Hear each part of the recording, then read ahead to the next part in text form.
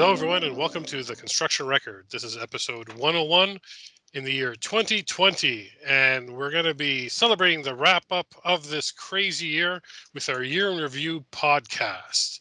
And I've assembled the great crack news national team of the Daily Commercial News and Journal of Commerce for this podcast. So joining me today is Lindsey Cole, DCN-JOC editor. Hello. Angela Gismondi, staff writer with the DCN. Hey. Russel Hixson, staff writer with the Journal of Commerce. Hello. Don Wall, staff writer with the DCN. Howdy. And the other voice that you're very familiar with if you listen to this podcast a lot, our digital media editor and co-host of the Construction Record podcast, Warren Frey. Hello. Folks, thank you so much for getting together today so we can give our listeners and our readers who give a listen to us hear our thoughts, I guess, on the stories behind the stories of this crazy year of 2021. I guess it's not an exaggeration to call it crazy, based on what we've seen, right? I think it's mild. I think that's mild, actually. Right. So, what I thought would be a benefit for everyone, because I think back to the year in review we did last year in our stories, and obviously no one ever really has a global pandemic on the horizon as things that could impact your stories and your editorial strategic planning in the year ahead. But it did happen. But we didn't start out the year focused on COVID at all. For a couple of months, it was all business as usual, BAU, as they say. And I think maybe that's kind of one of the areas I wanted to start off with. And anybody jump in on this. But the first question I would put to you all is, what issue or trend or topic were you curious about or looking forward to covering this year in 2020 before COVID-19 erupted and took over all our lives? Feel free to jump in, whoever wants to jump in. I can jump in first. We were going to go down to Vegas and cover Con Expo. That in and of itself would have been cool. But I mostly was looking forward to seeing all the new technology, which at something like that, you'll see that robot that Boston Dynamics created. I wanted to see all that stuff so I could write a whole bunch of stories and do a bunch of videos about all the crazy tech that I would actually have in front of me for once, as opposed to just hearing about it. And that obviously did not happen. Instead, I know my webcam intimately. Don't we? Well, Vince, Yeah. what I was interested in at the start of the year, truly, there was a lot of infrastructure money that was going to be spent on major transit projects at the start of the year. So we were looking ahead for Go RER electrification. So that was going to be, in the tens of billions of dollars. So, you're thinking of what's really going to impact the construction sector in Ontario. So that's, so it was going to be in three phases. I think one thing that's notable about this year is the absence of any kind of discussion on that. Like, does the case study, the business case that they made for it still hold? In the meantime, everybody, there's been a lot of emphasis on saying all the subways in Toronto, the 28 billion being spent on those subways is still coming along stream. Hardly anything said about Go RER project. I just looked it up and they say, okay, procurement for that, 4 teams bidding to the RFP process. So that's something that was kind of missing in action this year. That was something you're looking forward to, Don. That was that kind of rollout of that infrastructure funding. Right, perfect. Yeah. Yeah. We'll go around the horn here still. So whoever wants to jump in, go ahead. I kind of bring a little bit of a different perspective, given that I was sitting on my couch enjoying my little one at the time. So when I came back from mat leave, obviously it was a completely different climate than I had anticipated. However, when I was kind of watching the DCN website stories fly and stuff when I was off, I was looking forward to coming back and kind of seeing how some things evolved while I was off, including on the Western Front community benefits agreements, which ironically still played out in 2020. So Yes. it's kind of cool to still see that transpire, but albeit a very different climate. On the DCN side, as Don kind of alluded to, there were some major projects that when I left that were kind of just little tricklings of an idea, and then they started to become more tangible as I saw the year unfold. And then all of a sudden there's just like, well, no. So it's just kind of interesting to see how much the pandemic truly changed things. Russell Ranch? Go ahead. I was looking forward to the Fitzpatrick trial, albeit that's a specific one. And I think with what we saw in the past few days with workers dying, I know you guys had some horrible incidents in Toronto. We had a horrible incident in Calgary. Construction is a dangerous industry. And we were going to have a trial in November about a worker that was killed on a site, a criminal trial. And that's been delayed until 2021. And I thought that was going to be really, really interesting. And I think the courts got really messed up because of COVID. It's difficult. They had to figure out how they're going to do that. So that delayed things. And then there was also an extradition issue with that case. But I was really looking forward because I thought that could be a really important thing for holding employers accountable for what happens to workers. So we'll have to wait a year to see what happens there now. Sure. Thanks, Russ. How about you, Ange? So for me, it was a mental health, the mental health issue. I don't remember if it was at the end of last year or the beginning of this year, but Vince, you tasked us with coming up with an individual project or series for the year for 2020.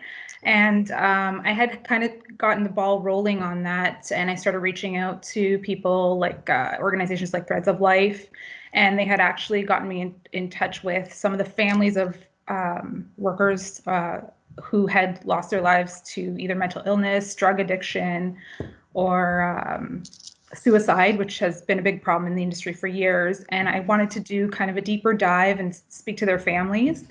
And it's, I mean, you know, mental health is obviously still a huge issue right now. Actually, one of the first stories I did when COVID hit was mental health, but it's just taken kind of a different path for me. So I'm still doing those kind of stories, but just in a different way. See, I find it interesting.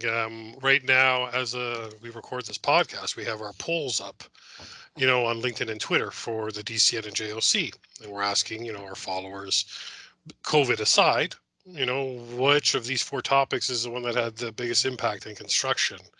And I think about even myself when I'm planning ahead for this year, because we were going to have that handoff between Lindsey and I as she came back from mat leave. And looking and listening to you folks, there's one issue that's on that poll, on those polls, that percolated during the COVID crisis, during the pandemic, and that has to do with racism in construction. You know, not that it's something new. It's not like we discovered now that there's racism in our industry, but the way the issue percolated in the middle of that social furor in the States with Black Lives Matter and everything else happening, it was interesting to watch our industry kind of respond to that. And it wasn't on the map. You know, I think back to answering the question that I posed to all of you is like CBAs was one of the things I was curious to see how that was going to play out. Mental health, that was a big thing at the back end of 2019, especially in the fall during the conferences. Mental health in the industry tools, you know, to deal with it. So maybe it was a kind of an interesting harbinger, or like an omen in a way, right? But at least the industry started that conversation on how you deal with mental health for your workers, because certainly COVID has been a stressful time. We're not immune to it as well as our news team and our company, right? Mental health wise, it's been a tangible issue to tackle, right? So very interesting. How about so then you got COVID and it comes out March 14th, you know, everything starts to kind of slowly start falling apart here in Canada. You know what I mean? Our way of life starts to change. And I'll put it out there, whoever wants to answer first, but it's been about 9 months now, 10 months of this. What has surprised you about how construction has dealt with the COVID-19 crisis? I would say how quickly they responded, given how slow at least they have a reputation for being slow to change. They changed pretty quickly, although they had to change less than others, I guess. So, but still, the turnaround was pretty impressive. What do you mean by change? What I mean, in terms of safety on the site and having to just basically adapt to this thing. Like, nobody knew what was going on. They're like, well, we're just going to have to do this, that, and the other thing to adapt to it. And they mostly did after they were declared essential. And in Ontario, it was a little different because some of it was and some of it wasn't, but they had a little more time. But they did adapt and mostly succeeded, from what I can tell. Yeah. You know, Vince, what struck me, you know, I noticed, so the League of Champions got going. That's an association that deals with health and safety. So all of a sudden they're having to pull together their programming, and they're asking people, how do we lead our sector through this? So they have a few of the sessions had different, dealing with different issues, but so leaders had to lead, to quote a notable person in Ontario.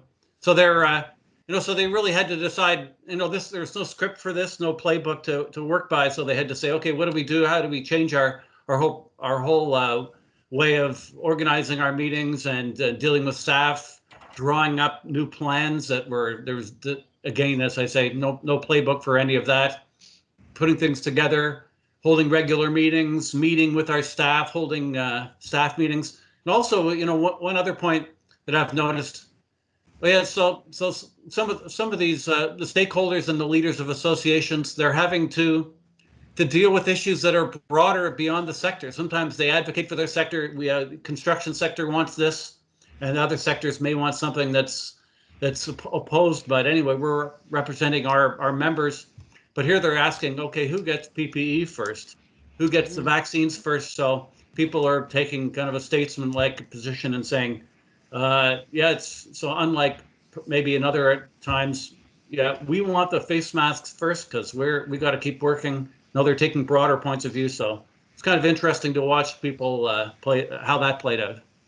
I actually think it's interesting to that COVID brought to the forefront some things that I think would be obvious sanitation practices that actually hadn't been happening, and the stringent protocols that were put in place as a result of that. So to me, and we've done several stories on it, and I know everyone who's listening can probably relate to this, but the bathroom facilities on a construction site are less than glamorous, and that's fine. I don't think anybody's expecting the Ritz, but at the same point, now that this is in play, it's completely changed site practices, cleaning, and I hope it sticks around, despite whether a pandemic is happening or not.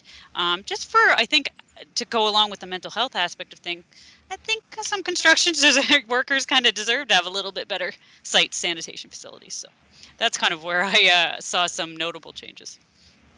I'm going to be honest, and I'm going to say that I actually was surprised that there weren't more cases on construction sites in Ontario.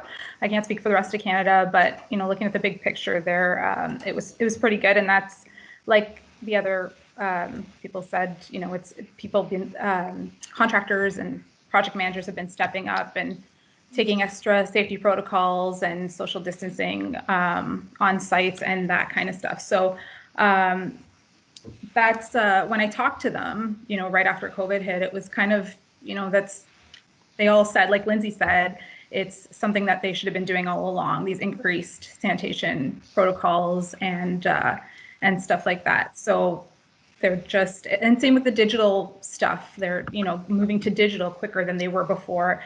And that's, again, because, COVID kind of accelerated everything. So it was going that way, in a year or two, they would tell me, but because of COVID, we did it quicker. So it's just something that I've heard.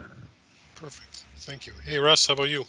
Yeah, I mean, Angela just touched on what I was going to say is, construction is notorious for being a very slow dinosaur industry when it comes to adopting new things and changing. And I was shocked at how quickly they were able to integrate new technology and do paperless things and do video conferencing. All these things I thought would be more of a difficult thing, because we all have been to conferences where people talk a lot about, oh, we want to be more techie, and then it's just a lot of talk and it takes forever. But just within a few weeks, we had a lot of these people, they just switched over so quickly, and I was very impressed.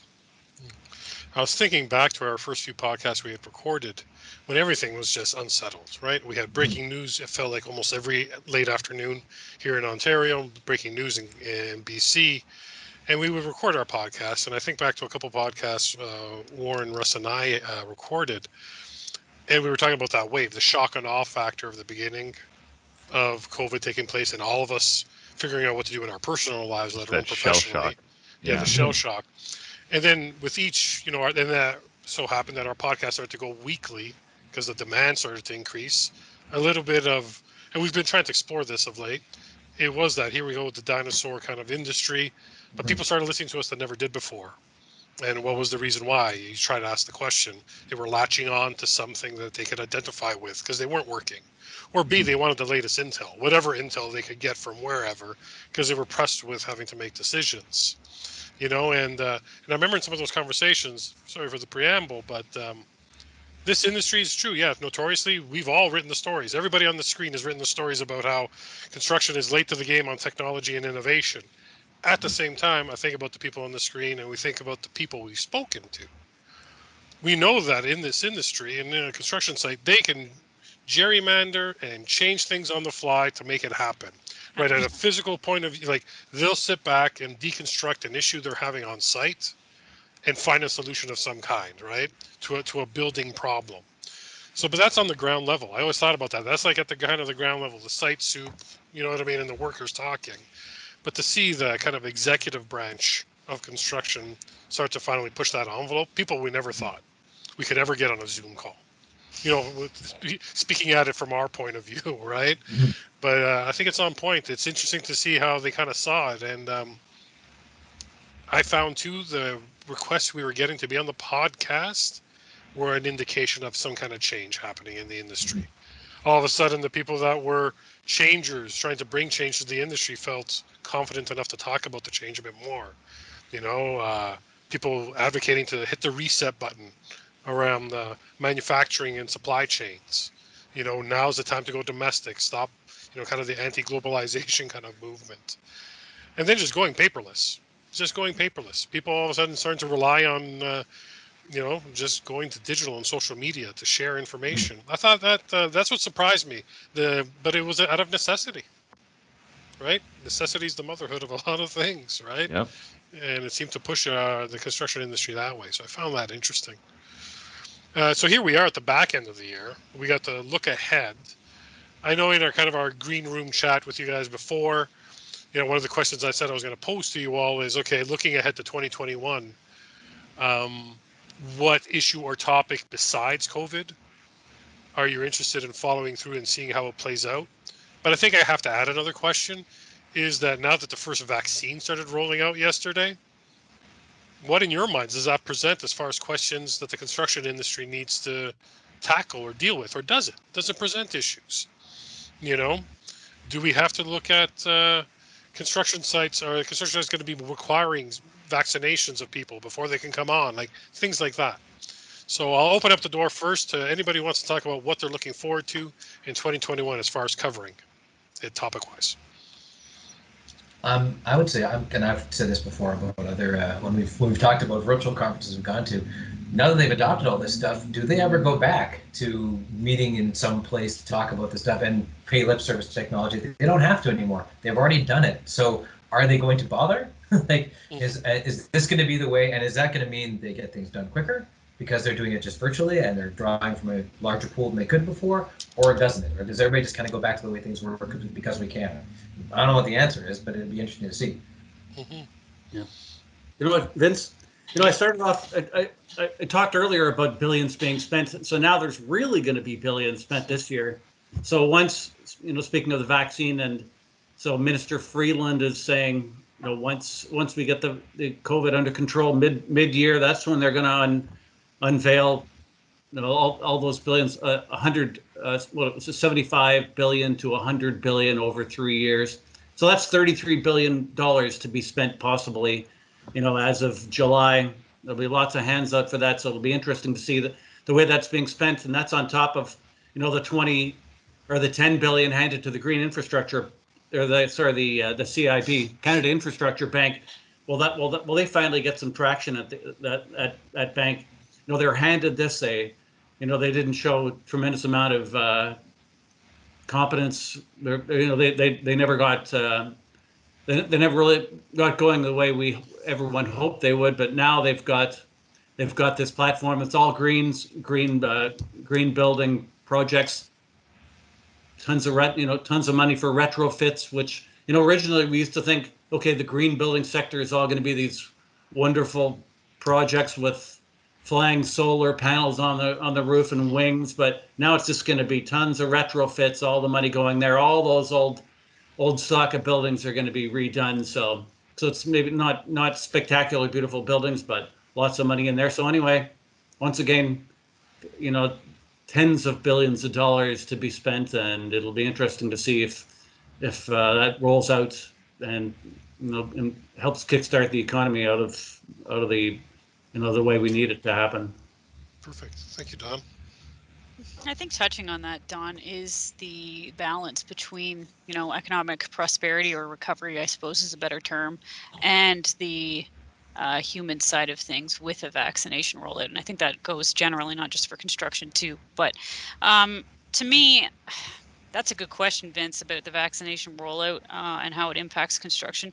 There has been some buzz. Don just did a story, as he alluded to earlier, I believe, with regards to who should construction workers kind of be bumped up the list when it comes to, because they are considered an essential service. Should they be bumped up the list or shouldn't they? I'm not going to decide that, but I mean, it's definitely something that's being debated and discussed. I think that what the government has been saying here in Ontario, and I think across the country as well, yes, this vaccine is absolutely a ray of hope and a ray of light, but this doesn't change what has currently happened. And I think protocols have to stay the same regardless going forward. And then I think there's also a changing landscape for the construction industry when it comes to future projects. And I think I'm interested to see, yes, we have some big players going to be doing some bigger projects. But as Don said, there's some little things that need to be done. And I think there's been a lot of discussion, too, about the small and medium-sized guys. What do they do? What's going on? What's going to happen with them? Is there a recovery slated for those guys who've taken a major hit? I don't know.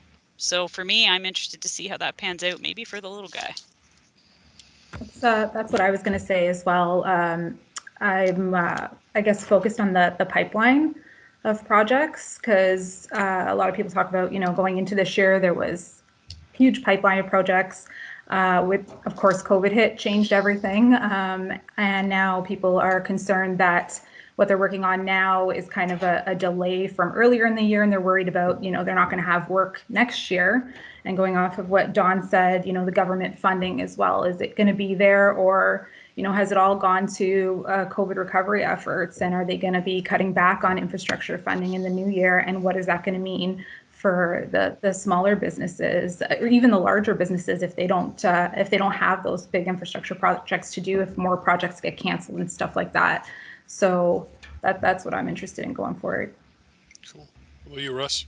Yeah, I got two things. On the vaccine question, I'm fascinated to see if they have certain critical healthcare projects or defense projects or, massive economic boom projects where they just designate them, this is critical to our national security, to our country, and we have to have people on there vaccinated. Whereas, maybe, a high rise, apartment building, they're like, that's not a critical thing. Maybe they triage it like that. I don't know. Because there's not going to be, widely available vaccine probably for a little while. So that's something that I'm curious about, because I think there's definitely going to be some projects where the government is going to be having discussions like, this is a crucial thing, like as important as, maybe like if it's a hospital or something. So I'm curious to see how that happens. And in terms of like looking to 2021, I think I'm going to echo some of the things that what other people are saying. But we've had like a massive global mental trauma. Like everyone is going to have this kind of PTSD going forward. And while there were a lot of projects that were already being built when the pandemic hit, I'm fascinated to see, because every municipality, city, project owner, developer is sitting down right now thinking, okay, what do we build next? Because that's probably completely changed. In terms of like, like a city or the government, they're like, usually you just go, oh, let's build bridges, let's build roads, let's build, this or that. Do we add certain things to that infrastructure, like data centers, like, different things like that? From a developer standpoint, do you stop building office space? Do you change the kind of office space that you're building? Because human behavior is going to be different now, and you have to design for that. Because I don't know, I walk around and if someone goes to shake my hand or give me a hug, I get like this twinge, it scares me. And I think that's not going to go away right away once people start getting vaccinated. People are going to have this collective cultural trauma around this that it's going to take them a while to. There's been like a mental reset, I think, and the way people behave determines, the way we build things. So I'm really fascinated to see the kind of projects that people decide to build after this. Just like kind to of add to picking that. up. Sorry, go ahead. Go ahead, Warren. No, go ahead. Just to add to that, I'm already seeing budgets being released for 2021 for cities, who are the ones who are going to get stuck with the bill anyway, saying, well, we're going to have less services now because we spent all this money already. So that's going to affect construction or lack thereof as well. People use transit way less because they're traumatized. They don't want to be in a bus full of people, maybe. But then the other thing work from home. Exactly. But then you have this whole thing of people moving to get bigger spaces so they can work from home. But also these, like I'm looking at them right now, these office buildings aren't going anywhere. So what are they going to do with them? They're going to do something with them. They're not going to tear them down. Well, there's been talk about potentially making them into affordable housing if they can. Exactly, which in Vancouver specifically would be a great idea. That's already happening in Alberta. I just wrote about they had a hotel. No one's staying in hotels. That's so right. they turned it into seniors housing. So I think, you're right. We might see a lot of repurposing. I see a kind of convergence, picking up on that, the reset that you mentioned. Conversions of, there's been this other crisis that's been happening in our lifetime. Not to sound like the big tree hugger, but I'm a believer of science. You know what I mean? Climate change. And this industry's been tasked. Every one of you I know have been at a conference, and I've been at them as well, where there's some sort of green building session, forum, speaker, right? And it's always been one of these things on the side here, right? You know, some of these conferences, if we have them anymore, that goes to Warren's point earlier too, right? Like, are people really going to be missing their networking, in-person networking as they did before, or really that networking on the 18 holes of golf near a beach somewhere, you know? Are they going to miss those little getaways? I'm being cynical, but I'm a journalist, so I don't mind. You know, but back to the climate change question is, it's always been something peripheral. Some people have taken it seriously in our industry, some haven't. Now that everybody got driven to work from home, besides the, you know, most people that had to work from home, you have these empty office spaces. What do you do with them? Can you make them palatable for the return? You know, what kind of renovation has to happen in there? And then when we talk about schools, all of a sudden schools started, you know, for those of us that have children, we started to hear the conversation about the HVAC systems in the schools that have never been addressed for 30 years, 20 years. And now it's like, well, how do we retrofit that greener? Is that going to be the thing that drives construction? You know what I mean? Like, besides the necessary construction, I don't know if I'm not saying this is the answer. It's just, but the retrofitting of buildings, because they are such huge energy hogs on this planet, right. 30 to 40% of the energy, right? It drives these big buildings, right? To maintain them, the HVAC. Is that going to change? I wonder, because it is a reset button, because people's behavior has changed, which means that people care about has been reprioritized, I think, on a massive scale that we haven't seen in my lifetime. Well. Yeah. 100%.